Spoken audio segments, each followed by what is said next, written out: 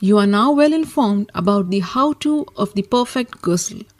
Let us now answer some frequently asked questions about ghusl. Is the ghusl always the same?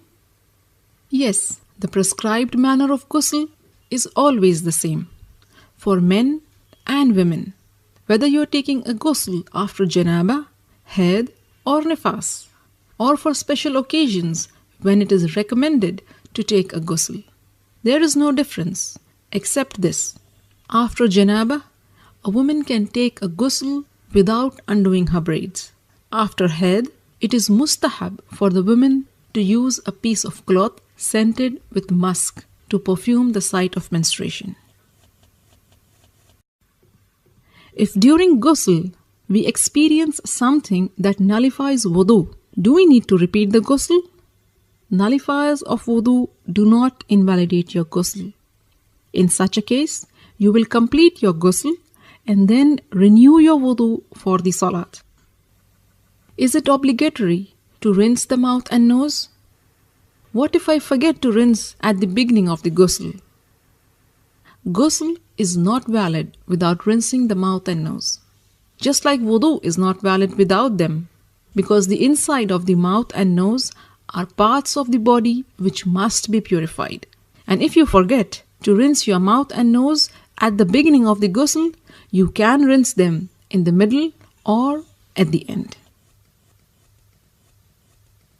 If I miss a spot during ghusl, do I have to repeat the ghusl? The answer to this question is based upon whether it is obligatory to wash the body parts one after the other, with no lengthy interruption in between. According to the majority view, if a person did not wash a body part or missed a spot, he may wash it on its own later, whether it is after a long time or a short time afterwards. Touching private parts without a barrier, does it invalidate wudu? Scholars are at a variance in this issue. Some say the wudu is valid, some say it is invalid. Some differentiate on the basis of touching with desire.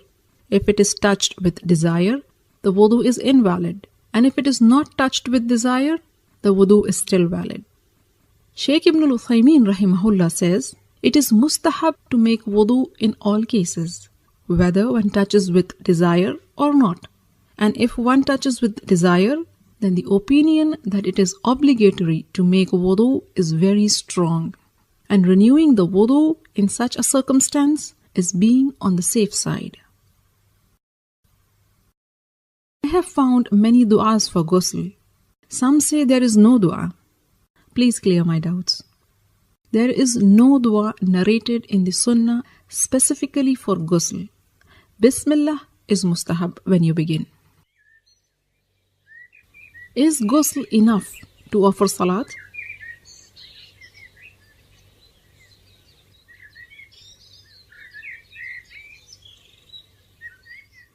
If you take a complete ghusl with wudu in the beginning, there is no need to renew the wudu unless the wudu is nullified during the ghusl or after it. But if you did not make wudu in the beginning and had sufficed to the obligatory acts of ghusl, then if the ghusl was for the purpose of removing major impurity, then yes, it is enough to offer salat.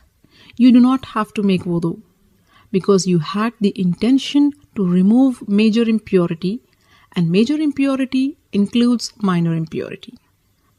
But if the ghusl was not for removing major impurity, like when you take a ghusl for Eid or for Jum'ah or just to cool off, then no, it is not enough for salat.